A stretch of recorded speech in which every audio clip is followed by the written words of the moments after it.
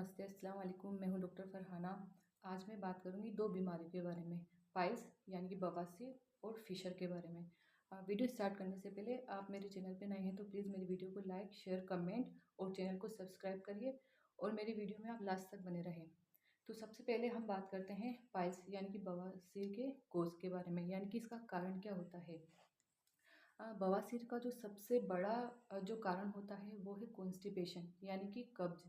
अगर आपको बहुत लंबे समय से कब्ज़ है, आप कब्ज़ की समस्या से परेशान हैं, तो आपको बवासीर हो सकता है। उसके अलावा जो दूसरा इसका कारण होता है वो है वेट लिफ्टिंग। कभी भी आपने अचानक कुछ भारी वज़न उठाया है तो उससे भी ये हो सकता है। उसके बाद अगला जो इसका कारण होता है वो है कम पानी पीना। अगर आप डेली में पानी कम पी रहे हैं, वाटर इंटेक आपका कम है, तो ये भी उसका एक बहुत बड़ा कॉज़ होता है। उसके बाद आप डेली रूटीन में नमक, मिर्च, मसाले अगर आप ज़्यादा ले रहे हैं, तो भी आपको बवासीर हो सकता है। उसके बाद अगर आप बाहर का खा रहे हैं फ़ास्ट फूड। बात करेंगे फिशर के बारे में। फिशर का कोज़ क्या होता है? फिशर का जो कोज़ होता है जनरली वो भी कॉन्स्टिपेशन होता है यानी कि कब्ज़। अगर आपको कब्ज़ है तो आपको फिशर हो सकता है।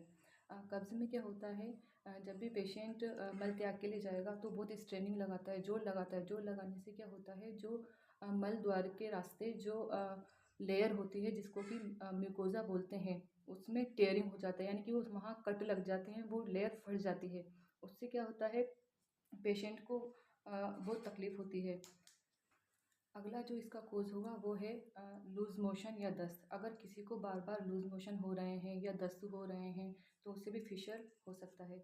उसके बाद अगर किसी की सीडेंटरी लाइफ़ है यानी कि किसी का बहुत देर तक बैठे रहने का काम है या बहुत देर तक वो खड़े रह रहे हैं तो उनको फिशर हो सकता है।